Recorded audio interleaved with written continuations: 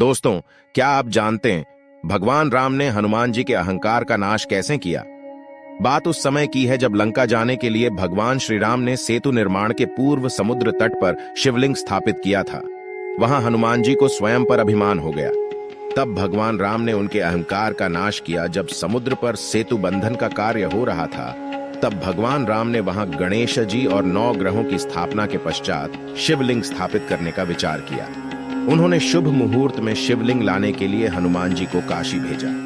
हनुमान जी पवन वेग से काशी जा पहुंचे।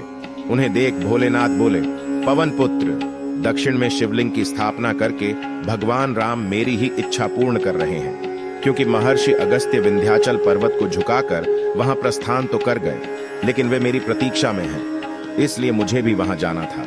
तुम शीघ्र ही मेरे प्रतीक को वहां ले जाओ। ये बात सुनकर हनुमान गर्व से फूल गए और सोचने लगे कि केवल वे ही यह कार्य शीघ्र अतिशीघ्र कर सकते हैं। यहाँ हनुमान जी को अभिमान हुआ और वहां भगवान राम ने उनके मन के भाव को जान लिया।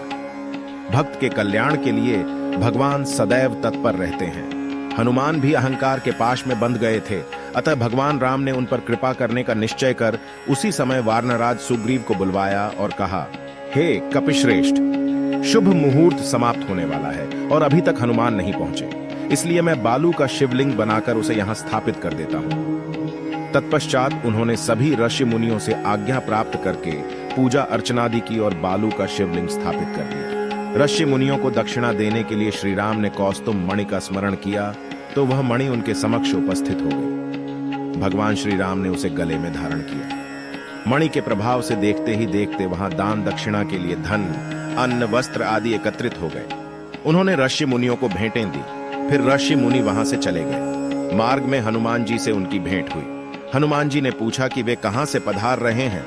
उन्होंने सारी घटना बता दी। यह सुनकर हनुमान जी को क्रोध आ गया। वे पलक झपकते ही श्री राम के समक्ष उपस्थिति हुए और रुष्ट स्वर में बोले, भगवन, यदि आपको बालू का ही शिवलिंग स्थापित करना था तो मुझे काशी किस लिए भेजा था? आपने मेरा और मेरे भक्ति भाव का उपहास किया है।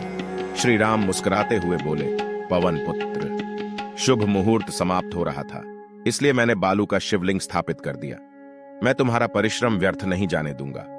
मैंने जो शिवलिंग स्थापित किया है तुम उसे उखाड़ दो। मैं तुम्हारे लाए हुए शिवलिंग को यहां स्थापित कर देता हूं।